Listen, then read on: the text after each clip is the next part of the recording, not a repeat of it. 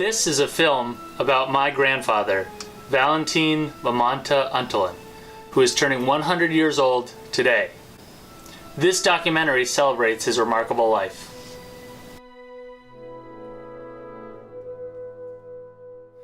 My grandfather was born in the Philippines on November 3rd, 1916, in the barrio of Doyong, near Calasiao, in the province of Pangasinan. He barely even knew his parents growing up, as he was raised by his grandparents, and was not told until much later that his mother had died when he was 18 months old from the Spanish influenza of 1918, a worldwide pandemic that was to kill over 20 million people.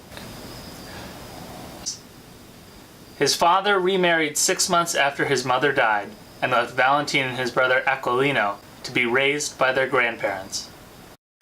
Only when he was old enough to understand did his grandparents tell him that they were not his parents, but his grandparents. Very big surprise for us that the grandmother and the grandfather that we have been living together for quite some time, we found out that they are not our mother and our father. Yes. Childhood was hard, as Val's grandparents expected their young grandsons to help them farm the land, planting, tending, and cutting the sugarcane crops. His grandparents were strict, and they did not have enough resources to send them to school right away. But when young Valentin was finally able to attend elementary school in Calasiao, he was smart and a quick learner. They found out that I was too smart, so when I was in the 3rd grade, I was promoted to 4th grade. The teacher will assign us a lesson, and we read that lesson. And then one by one of us will stand in front of the class, and the teacher will ask us what we read in that book. And nobody could tell what they have read in that book. What they were doing is to memorize. They are not trying to understand the story. And the teacher was asking what we understood from that story. Yeah, but for me, I just read the story, 1 or 2, and I said, I know already the story. Yeah. He was promoted twice and graduated within 5 years. Unable to attend the more academic high school in Lingayen for lack of money, he attends the San Carlos Rural High School. There he is involved in student government, and his favorite subjects are geography and history. After graduating, he was resourceful, teaching himself how to type. He went to Manila and got a job with a relative as a clerk typist for a publication, Pangasinan Magazine. But the world was being torn apart in 1940 as Hitler provoked a war in Europe. Asia and America were about to be pulled into the storm. In February of 1941, Val is on holiday in Doyong when he meets a high school friend on his way to see about recruitment in the Philippine Scouts, a unit trained by the U.S. Army who were looking for soldiers like young Valentin with spirit and education. I presented myself, they look at me, and then I have a diploma. When I was in high school, I was company commander of the company, high school cadet. Oh, this is the candidate that we want, I said. My grandfather excels in riflery, and he is given the highest level of the Army marksmanship, expert. He undergoes basic training at Fort Mason, which he enjoys greatly, but the real fighting is about to begin. After the Japanese attack on Pearl Harbor in December 1941 in Hawaii, the United States entered World War II. On the Bataan Peninsula of Luzon Island, the Philippine Scouts, units of the U.S. Army National Guard, and inexperienced Philippine Army soldiers hold off the Japanese. But they are forced to retreat and then surrender. I was a messenger from the regimental headquarters, so I delivered that message about 11 o'clock. And then I don't know that message, but they ordered us to withdraw by infiltration. One squad at a time, But we were in the jungle. In the jungle, 16. So when they ordered us to disperse and find your own way to retreat, I could hear 2 machine guns firing. I went this way and there was trail. Everybody was withdrawing. So when I heard that shooting, I stopped. And then I was wondering, there was a trail like that, but it says ravine on the other side. So the machine gun is just like that hill. So I said, whether somebody will cross the hill, pop, pop, you see. So I waited when pop, pop, pop, pop, pop, pop. And I know the trajectory, the ball is not there. That's the time when I jump. And I jump on the ravine, keep on rolling and rolling, rolling. And then when I arrive at the bottom of the ravine, I could not see.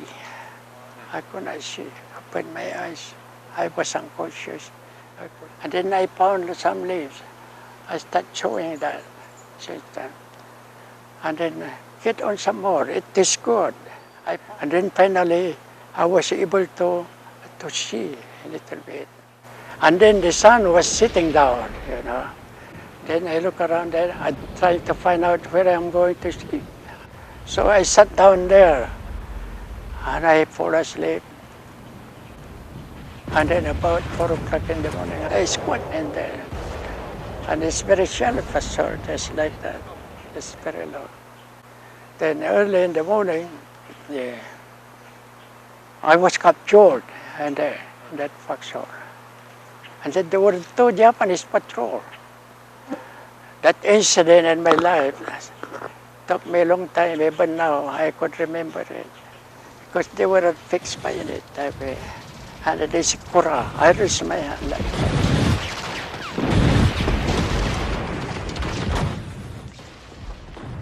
Valentin is one of 75,000 Filipino and American soldiers ordered to march as prisoners of war in the infamous Bataan Death March. During the horrible 3-month march, Japanese soldiers shot or bayoneted thousands who fell or attempted to escape. Many other prisoners died from starvation and thirst.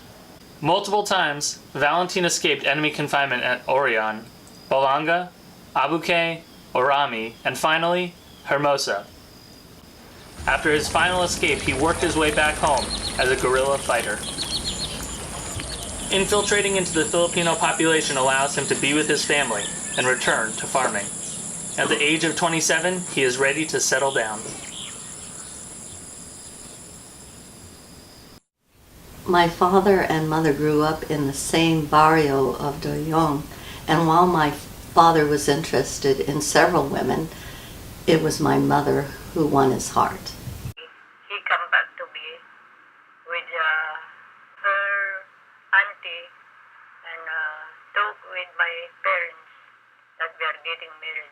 I went and visited Mom. Yeah. And then got no mother, the father or the... And I told her that if she still loved me and we want to get married, I said, well, they talk in secret and they come back, yes. And I have my auntie with me. I know that he is a good man, so I just said yes to my parents. And so we were married March 14th, 1943. With the war still going on, there was difficulty in the birth of their first child, Angelita, who died after 11 days. My brother Mike was born on August the 30th, 1946 in Dagupan, and I was born on November the 2nd, 1948 in Camiguin. As a Philippine Scout, my father is given the opportunity to join the U.S. Army and goes to America for the first time in October of 1949.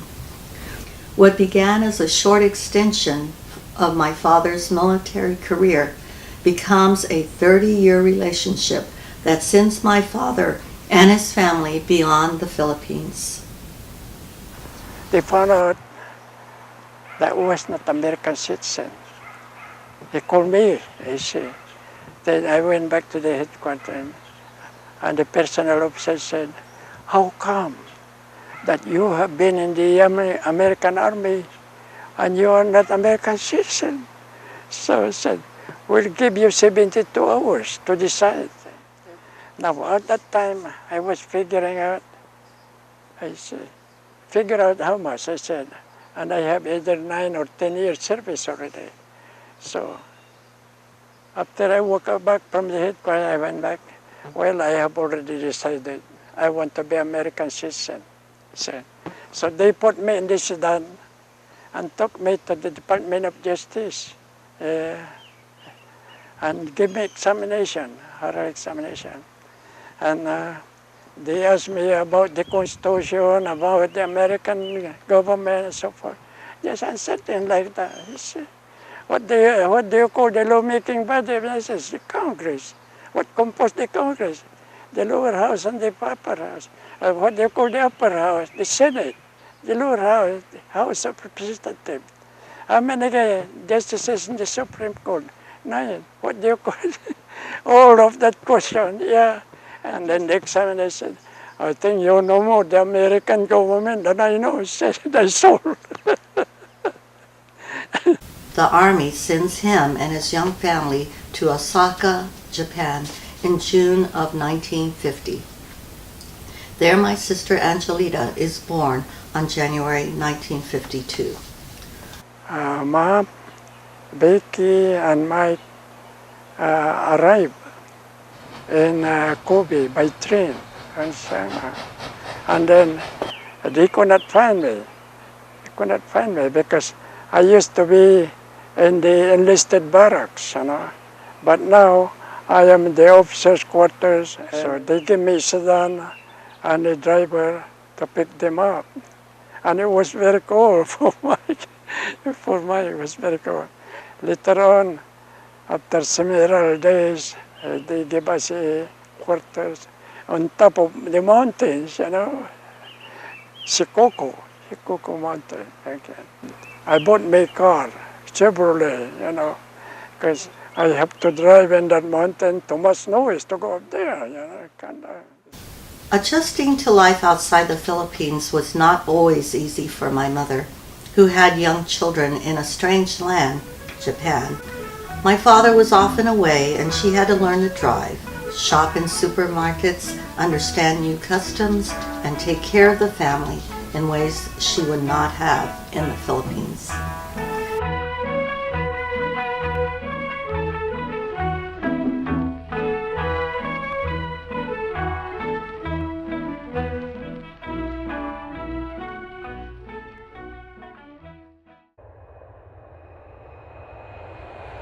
But the family assimilated to the new culture, and 4 more children are born in America.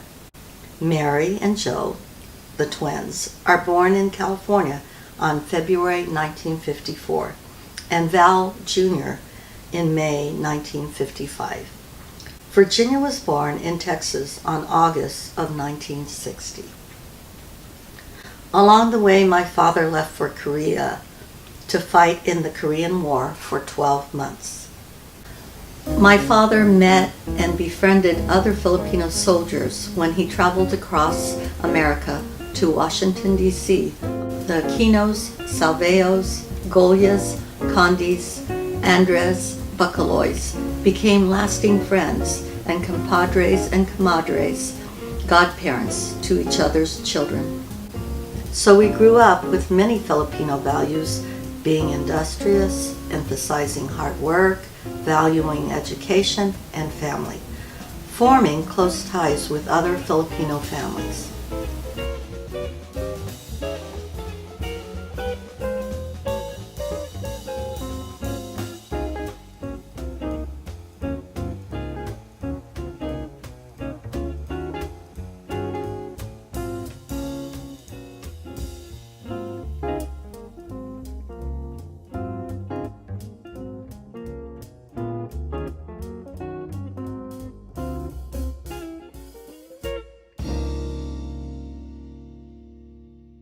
In 1961, my father is stationed in Fontainebleau, France, and we take our passport photos so we could travel by plane to Europe for the first time. We spent many happy years in France, going to American-run schools, but exposed to the French culture.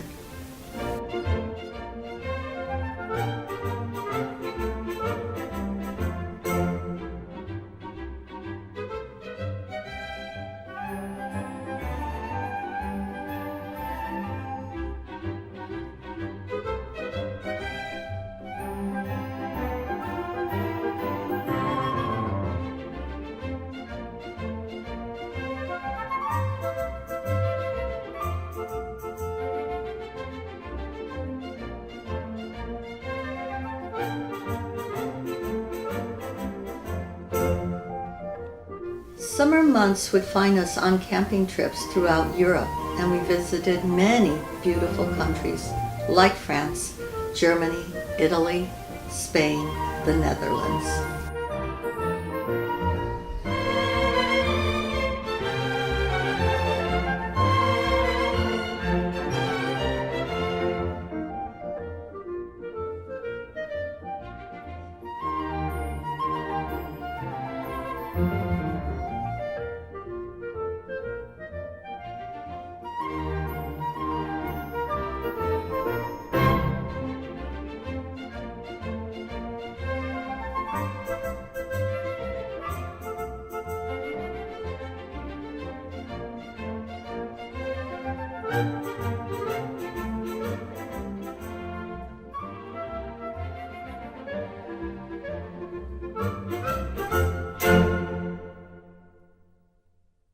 My father was able to continue his education and earned his college degree from the University of Maryland.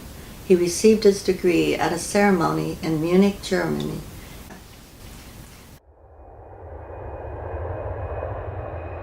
In 1965, we returned to America as my father is stationed in Fort Ord, California. Get around, I get around, yeah, get around, round, round, I get around, I get around, round, round, I get around, get around, round, round, I get around, get around, round, round, I get around, get around, round, round, I get around, I'm getting. We bought a new house and spent another 15 years growing up in California. Kids are hip.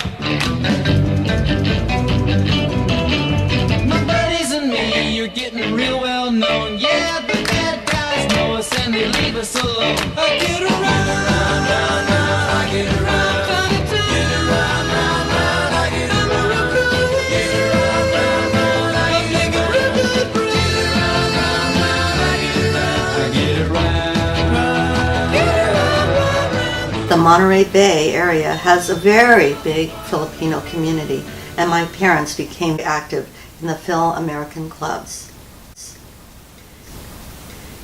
In June of 1967, our father was sent to Vietnam to fight in the Vietnam War.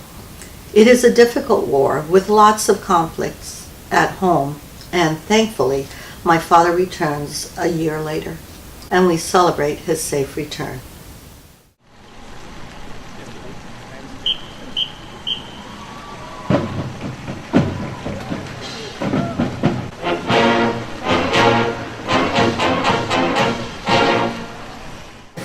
After 30 years in the U.S. Army, my father retires. He has fought in 3 wars: World War II, where he escaped the Bataan Death March, the Korean War, and 2 tours of duty in the Vietnam War.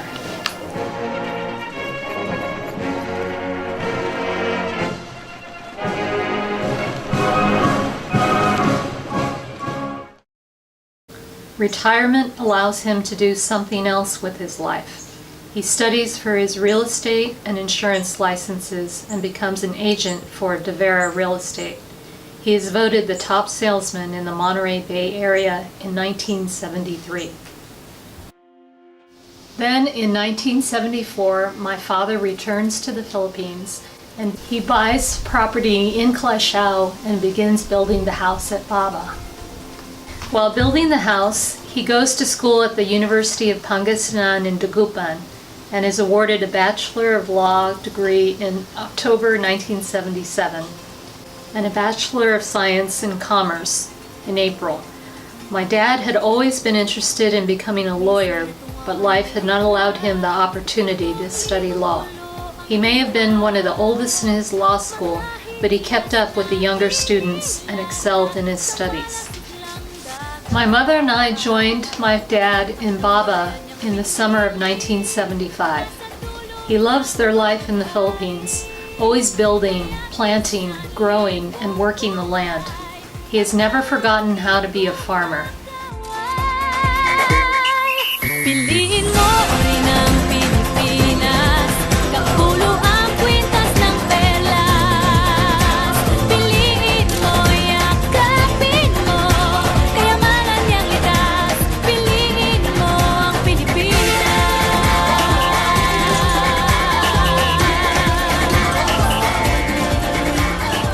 Kasayahang di mapatid, ramdam sa My parents embraced their new life in the Philippines. They are surrounded by the family and relatives they left behind years ago. Uncle Aquilino, my father's only sibling, is there to help, and Uncle Aquilino's family become close companions to my parents, celebrating holidays and birthdays with them. For the next 25 years, my parents travel back and forth between the Philippines and the United States. But more and more, the Philippines becomes their real home, and we reciprocate by visiting them there. For Vicky and Mike, their return comes after a long absence. For my other siblings, this is their first time in the country. We are delighted to finally meet our Filipino cousins and relatives that we had only heard about in letters. Dad's good friend, Mr. Mandala, who he met as a Philippine scout in Manila after World War II, comes to visit him in the Philippines. There are marriages and grandchildren along the way, and my parents welcome Tessie, then Merle and Ben into the family. Lahat tayo'y mayroong pagkakaiba, sa tingin pa lang ay makikita na iba't ibang kagustuhan, may isang patutunguhan.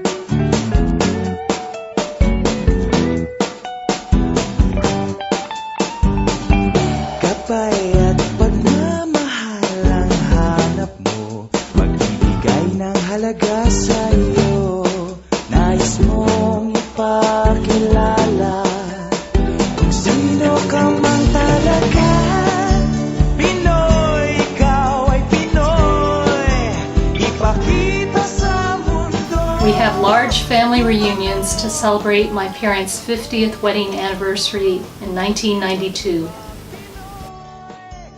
their 60th anniversary in 2002, and my dad's 90th birthday and Merle and Arnell's wedding in 2006. In 1998, my parents move into their current home, Antolin Estates, later enlarging it in 2002. It is a place where we can all come for family reunions.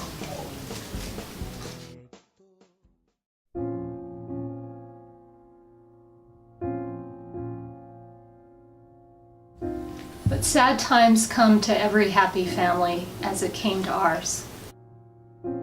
Although we rallied to our mom's side, she passed away on December 11th, 2008. Our father was by our mother's side when she died, after 65 years of marriage together. She was a wonderful wife and mother, and we miss her greatly.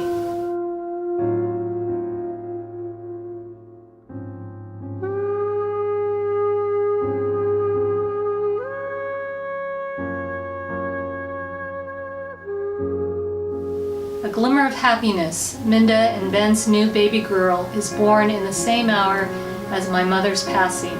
They name her Sally.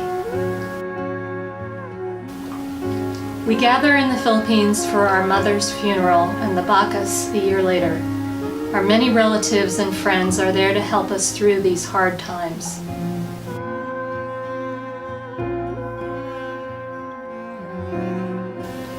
Then 2 years later, our sister Angelita, at the age of 58, dies unexpectedly on October 27th, 2010. It's another heavy blow.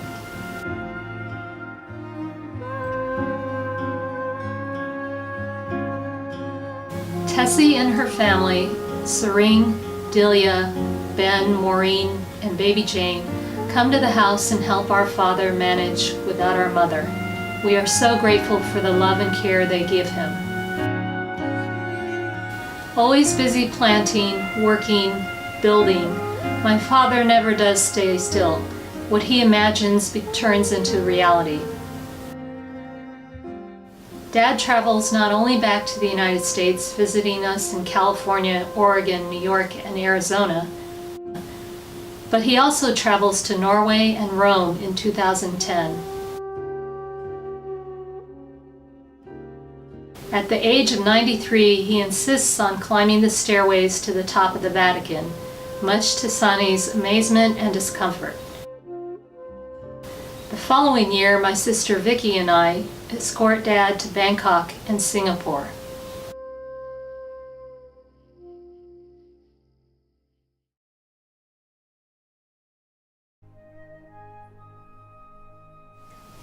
What can you say of my father, who celebrates his 100th birthday today? He has lived an exemplary life. He began as a motherless boy who, along with his brother, helped his grandparents farm their land in the small barrio of Duyong. He joined the Philippine Scouts and fought in one of the worst battles of World War II, ending in the Bataan Death March. He saw the world through war and peace, famine, and prosperity. Dad has witnessed so much innovation and progress in his 100 years.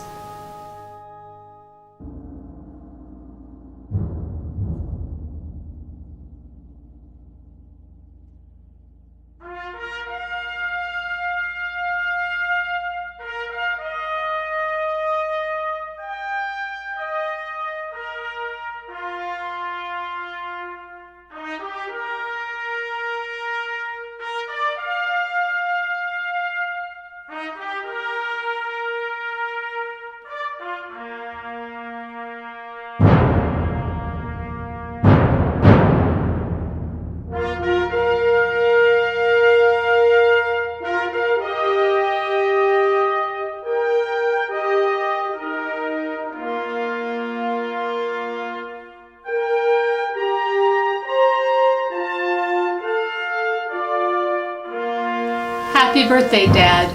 We all join in honoring your 100 remarkable years.